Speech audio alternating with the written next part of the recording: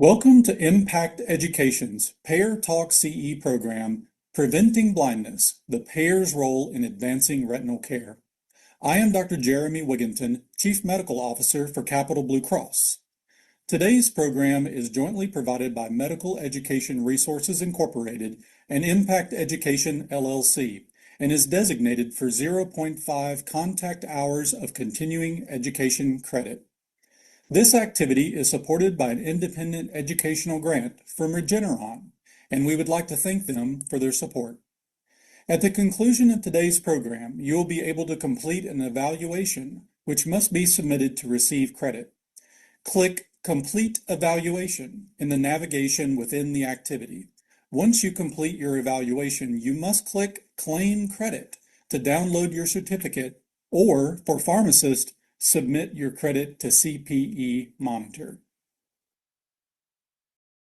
Today's webcast will evaluate key challenges and barriers in the patient journey related to healthcare delivery and insurance coverage for diabetic retinopathy, diabetic macular edema, and age-related macular degeneration, or DR, DME, and AMD, respectively. We'll also illustrate the role of payers in preventing blindness from DR, DME, and AMD, including views on coverage policies, care coordination, and opportunities for system-level interventions. Finally, we'll outline the successful implementation of payer best practice strategies in DR, DME, and AMD to improve patient outcomes. We're pleased today to be joined by Dr. Jordan Graff and Kristen Yuckas, and now I'll let them introduce themselves. Dr. Graff. Hi, this is Dr. Jordan Graff in Phoenix, Arizona. I'm a retinal surgeon and specialist, and I practice in also academic environment at the University of Arizona, Phoenix, and Creighton, as well as in clinical research. Thank you, Dr. Graff. And Kristen. Good afternoon. My name is Kristen Yuckas. I have the pleasure of working for Retina Consultants of America, and my focus is really on patient access, adherence, and physician choice. Thank you both for joining. I'd like to start by discussing the insights from a recent publication that shed light on how healthcare providers, patients, and payers view current strategies and remaining gaps in preventing and treating vision loss due to diabetic retinopathy, diabetic macular edema, and age-related macular degeneration, or DR, DME, and AMD, respectively. The study highlighted several inflection points. First was detection. Many patients present late.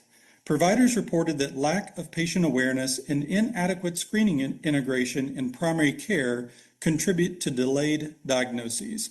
Importantly, nearly half of payers indicated that current eye screening quality measures fail to adequately capture at-risk populations, particularly older adults without diabetes and patients with AMD.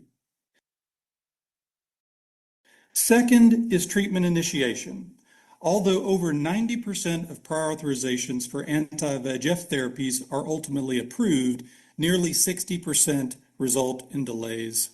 Sometimes those delays extending weeks. That operational friction can matter clinically. Third is long-term adherence. Literature cited in the report shows up to 50% of patients discontinue therapy within 24 months. So breakdown isn't a single event, it's cumulative. Across both DR, DME, and AMD, where does the patient journey most commonly break down, particularly related to healthcare delivery and insurance coverage? Kristen, I'll start with you. Yes, patients frequently misunderstand symptoms or delay care.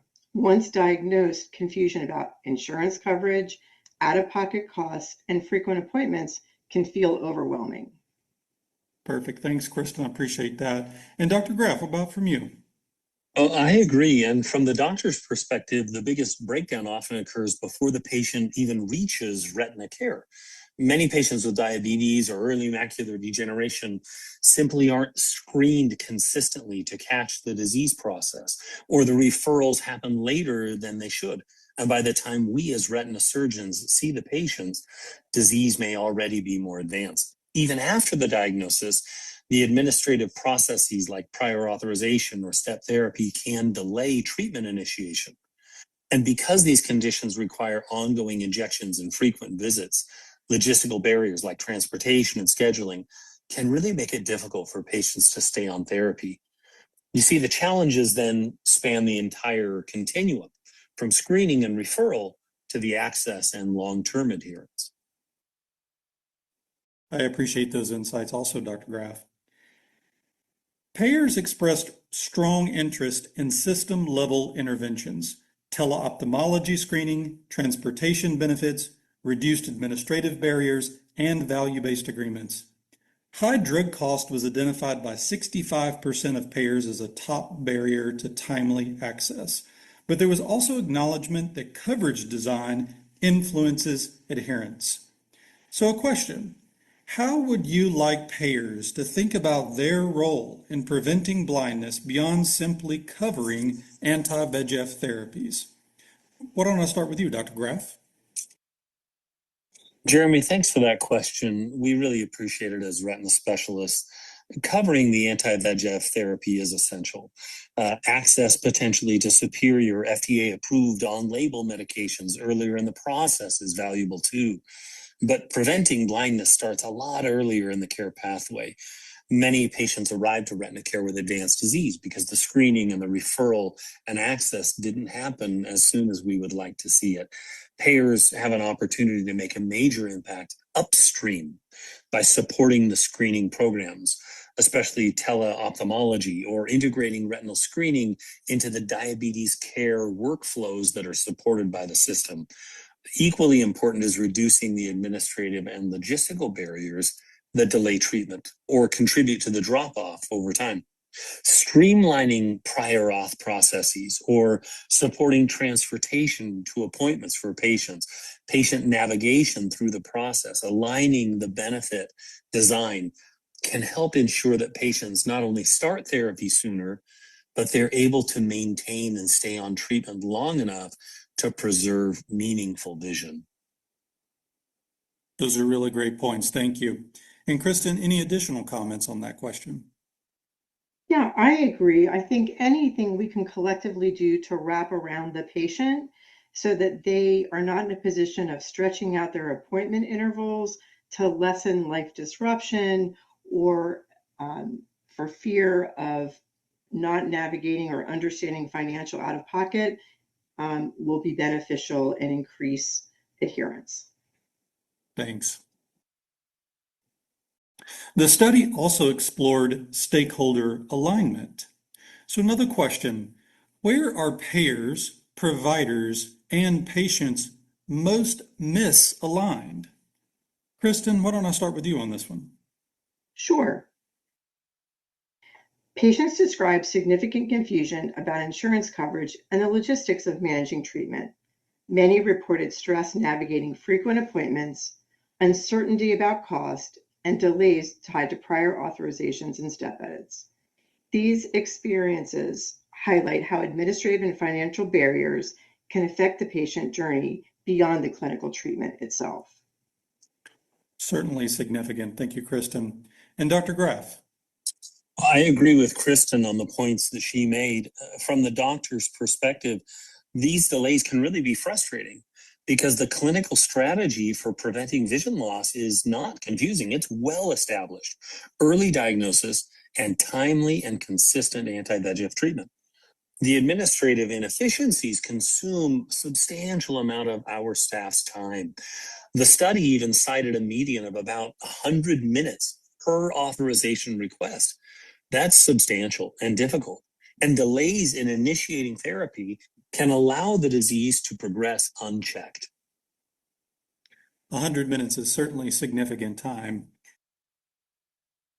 Another question, treatment fatigue and drop-off were also major themes. How can payers support adherence? And what role might longer acting or higher dose therapies play? Dr. Graff, what about that question? Well, thank you, Jeremy. I agree with that question as one of the major issues that we approach. Adherence is one of the biggest clinical challenges that we see in real world practice. Patients often require frequent injections and visits over many years. Extended interval therapies do have the potential to reduce visit frequency and improve persistence. And given that up to half of the patients discontinue therapy within 2 years, improving the adherence could really have meaningful clinical and, for that matter, economic benefits. That sure could have significant impact. You're correct. And Kristen, what about from you? Yeah, I think this is a major area of focus for us to collectively examine. From the patient perspective reinforces that point. In a survey, patients ranked fear of losing vision and receiving injections among their top anxieties. And then you put on top of that frequent appointments, travel requirements, and treatment uncertainty can really compound that stress. Payer-supported solutions like transportation assistance, patient navigation, coverage policies that allow flexibility with longer acting therapies could help reduce burden and support sustained treatment. You're certainly correct. Several things that payers could do to improve this. What's striking across these findings is that preventing vision loss requires coordination across the entire system. Earlier screening, efficient referral pathways, and policies that support patients staying on treatment. While anti-VEGF therapies have transformed outcomes, the papers suggest that system-level factors often determine whether patients fully benefit from those therapies. Another question for the panelist: what additional barriers have you seen patients face as they try to navigate the complexities of their insurance carrier? Kristen, maybe I'll start with you. Sure. This year, in particular, we saw a lot of plan exits, which caused confusion for our patients. So they had to seek new insurance, reevaluate that insurance, and re-educate themselves or seek counsel on how that would impact their existing treatment. All of this led to a delay in treatment, confusion, and some disruption. Again, I think lots of resources are available, but putting all of those pieces together for the patient, both on the insurance side and the physician side, to make sure that patients have continued access and speed to care, is something that we had to work through early in this year. That's a really great point. And certainly the payers have a significant role to play as they work in either their local communities, if they're a local payer, or even in their larger regions, if they're a regional payer, with partnering with providers to really provide that point of access for continuity of care. So certainly a role that payers can play to provide that additional contact, either for providers or the patients looking to answer some of those complex questions. So certainly agree with those difficulties in the payer environment. Dr. Graff, what additional barriers have you seen patients face? Well, I appreciate Kristen's point as well with regards to the plan exit process that has taken place. Anytime a patient is switched on to a new plan, they find quite a bit of confusion. We and the authorization team in the doctor's office can be confused and uncertain about where to go. Although it should not exist, sometimes there's a sense that we have to treat the patient de novo with the new plan and re-step through the process. So confusion by the doctor's authorization team in our offices can be difficult, as well as it is for the patient. Now, future regulations in 2027 may help, but it's better to approach it from a partnership standpoint, which is what this whole discussion is about, a partnership rather than a regulation process, where the doctor's office and our auth team are working in partnership with the payers with good communication and in partnership with the patient, so that in that partnership between doctor, payer, and patient, ultimately the one who wins is the patient getting good care and preventing vision loss. Those are certainly great points, Dr. Graff. I appreciate those comments. And I think you're absolutely correct. It is about that partnership between payer, patient, and healthcare provider. I would now like to open the discussion for Q&A from our audience. Great. Good afternoon. I've got some great questions. Hopefully you can help me discuss a couple of these, Dr. Graff. So first question is a good one, a little bit about the utility of prior authorization. So I'll start with, if over 90% of anti-VEGF therapies are ultimately approved, why really are prior authorizations still necessary? And I would certainly say from the payer perspective, managed care perspective, that that is a really, really important question we should all be regularly asking ourselves.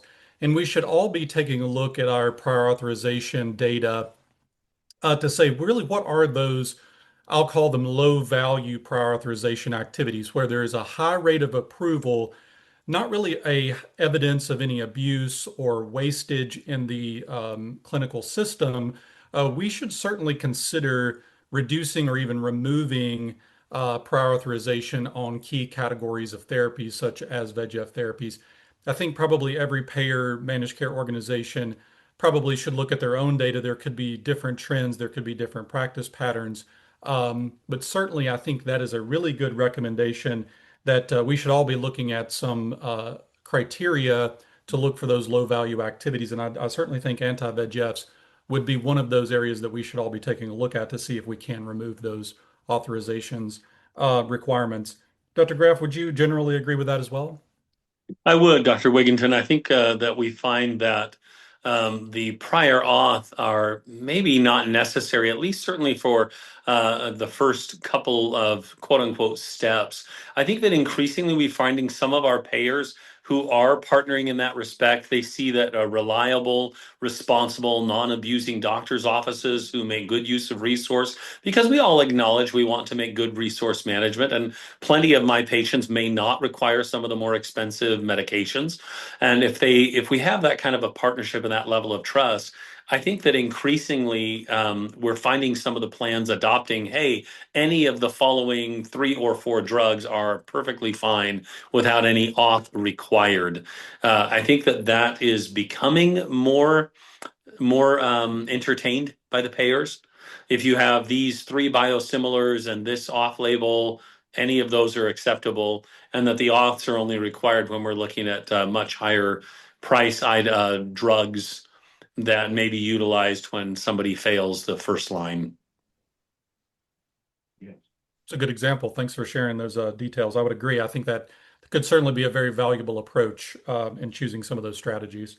And many payers are looking at other things like gold carding, in which they're removing prior authorization from entire provider practices or specific healthcare professionals across all of their orders. So certainly a few different ways to look at that, but I certainly think removing as many of those prior authorization barriers in this class could certainly be beneficial.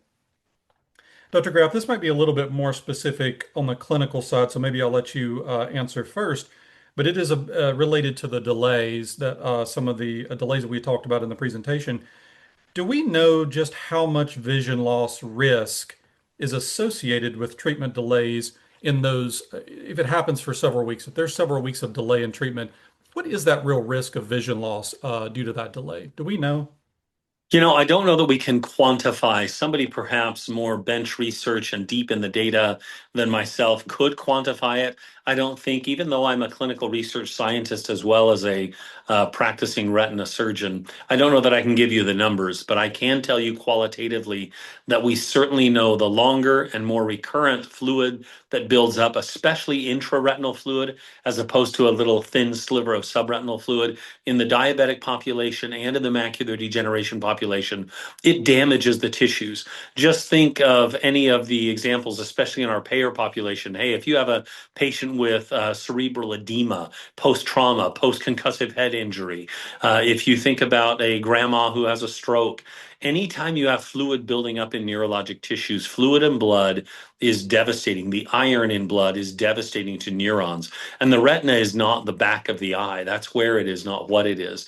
The retina is the front of the darn brain. This is a sheet of over 10 million photoreceptors, 1.2 million ganglion cells, and all the supportive neurologic tissue. This is brain tissue. And just like concussive and edematous brain injury, blood and fluid on the retina causes permanent damage to neurons the longer it's there. Well, those are great details. I'm going to use that moving forward. The retina is not the back of the eye; it's the front of the brain. So, quite a good reference point there for my colleagues. Um, the next question, a little bit about barriers, and I imagine this one's going to be a little bit varied depending on your the population you care for, the population you see. But the next question is an interesting one: is do we think that transportation barriers are more significant than cost barriers for long-term adherence? I suspect from my own perspectives, it probably depends on the patient, if whether transportation or cost may be the biggest barrier for long-term adherence. Certainly, I think in older individuals or ones with significant comorbid disease may really find the transportation barriers to be more significant. But certainly, I think cost barriers are significant for a lot of people as well. But I don't know, in clinical practice, Dr. Graff, do you think you see one taking lead over the other, transportation versus cost, or have any thoughts? Well, that's a great question. I appreciate the audience asking that. I don't know that we have to put those in juxtaposition and pick an or. I agree with your comment earlier, Jeremy, that this is an and. It depends in part on my population. Some of my patients, for example, in our Indian Health Services, and some of our patients are veterans, but especially, for example, our Native American population. I practice in Arizona. We have a very large population of migrant workers. We have those that are in the city, in the inner city. We have those in rural farm communities, and we have our Native American population coming from the reservation. The Native population, for example, have very good health coverage. Our veterans have actually quite good coverage and approvals processes, and yet the transportation, as the question is asked, is significant for them. If there are transportation barriers that can be overcome, some of our payer processes have some limited support structures. I know our Veterans Hospital do, our Indian Health Services do, and that helps to overcome the transportation barriers. Those are not insignificant. I will travel out to remote locations to take care of patients in peripheral clinics to serve the rural underserved in our Native American population. And yet to them, that location, that peripheral location I'm going to them, that's the big city. They've left the reservation, gone on muddy and dirty and snowy roads in the wintertime for another hour or two to reach the quote unquote big city, which is my literal peripheral clinic. And that transportation assistance is critical to help with compliance. Hmm. Those are good examples. Thank you. And speaking of more of those peripheral rural areas, this next question might be a little more applicable, but the question is, how are health plans currently implementing teleophthalmology or teleretinal screening programs in real world practice? And I can say for the managed care organizations which I have worked with, certainly there's a number of ways health plans can support teleophthalmology, teleretinal, either through partnerships with local providers and setting up reimbursement pathways to allow for those services to occur. There's also a number of solutions and market third-party solutions, and I myself have worked with a couple that can go into the patient's home, bring mobile retinal screening units to get retinal screenings done in the home. Certainly, I think there's some clinical opinions that some could be certainly superior. Certainly, would rather have more of a formal retinal screening if available. But some of these other options, such as teleophthalmology, teleretinal screening, or even maybe third-party screening with these mobile units, are you seeing much of that yourself with your patients having access to any of these through their payer organizations, Dr. Graff? Yeah, thank you for the question. I appreciate our listener asking that question because we are seeing some of that penetrance into the market here in Arizona, where there is an increased amount of teleretina and services provided. I appreciate the comment, Jeremy, that you made about payors providing some modest stipend to allow that to motivate the doctors to go through and do some of that screening that doesn't require the retinal surgeon that can be done. There are some systems are better than others. Some of them, I think, may start to become AI. There have been some tests done that some of the AI readings are comparable to doctor readings. Certainly, there are imperfections in that system, but it is better than nothing. And to be able to, as long as we are having a fair amount of false positives sent to retina surgeons to screen, I much prefer to see that than have a system that has too many false negatives, giving the false reassurance things are fine and sending the patient home with a pat on the head. We don't mind, as retina specialists, seeing a handful of false positives. It's very much like the old adage in general surgery when I was in my earlier training, where you say if you're not taking out one out of 10 normal appendices, then you're letting somebody die. You've got to be assertive enough to be able to act when you think you need to act. I think in that respect, having a handful of these screenings come in that may be false positives, we'll tolerate. But yes, we are seeing some of that. Great, thank you so much. And one of the audience members did submit that they are seeing that in some villages in India, the teleconsult capability is certainly life-saving. So some of our audience members were agreeing with some of the comments around the impact of those teleretinal screenings, teleophthalmology. Another good question, and when I saw this question, I had to really think about it because I'm not really sure I know exactly the right answer, but I'm going to maybe give a perspective. Maybe Dr. Graff, you can chime in as well. How should health plans help to identify these at-risk age-related macular degeneration patients when current quality measures are primarily diabetes focused? And that's a really good question. I would say certainly, I think these become a bit of a population health strategy. If we can identify the other key risk factors that may lead individuals to developing AMD, we should certainly be looking for those from a payer perspective. We rely a lot on data. Sometimes that data can be limited. So I would say also partnering with our primary care physicians, again, to help identify those patients, getting them in for regular annual checkups and helping to identify those at risk. But I don't know that there's any magic bullets that I have seen in these AMD patients trying to identify them early. Have you seen anything successful, Dr. Graff, in identifying AMD patients at risk earlier? Not yet. It's so multi-genomic, multifactorial, everything from smoking to sun exposure to a myriad of genetic markers that track with macular degeneration. I agree with what you said earlier that that partnering with our primary care doctors to say, "Hey, you're over age 55. Are you getting your annual eye examination?" We're pretty good about that. In fact, I think some of the markers and the motivators and the payer triggers about making sure a diabetic gets an annual eye exam. I don't think that carries over quite as well to just the aged population. I wish we could emphasize that a little bit more because that way you're catching things like glaucoma, oftentimes called the silent thief of vision, cataract, the number one most common, most successful, most uncomplicated surgery in the United States of America to preserve vision, and of course, macular degeneration, all of which would be found by a good comprehensive eye screening once a year. Thanks, Dr. Graff. And as we close this program, there's certainly some key things we've heard throughout. And what stands out is how aligned these challenges are across stakeholders. Late detection and referral continues to drive avoidable vision loss, while access and capacity constraints, especially for retina specialists, do delay timely care. And even after patients enter treatment, treatment burden and adherence challenges remain significant. And those are compounded by administrative and financial barriers that can slow or disrupt care. But importantly, there's also clear alignment on where progress can be made. Opportunities around improving care coordination, integrating retinal health into broader chronic disease management, and strengthening cross-stakeholder communication represent meaningful areas for impact. So the takeaway isn't just understanding these barriers, it's recognizing that many of them are shared and therefore solvable through more coordinated system-level approaches. And with that in mind, I'd encourage each of you to consider what is one change within your role or your organization that could help move the needle in one of those areas?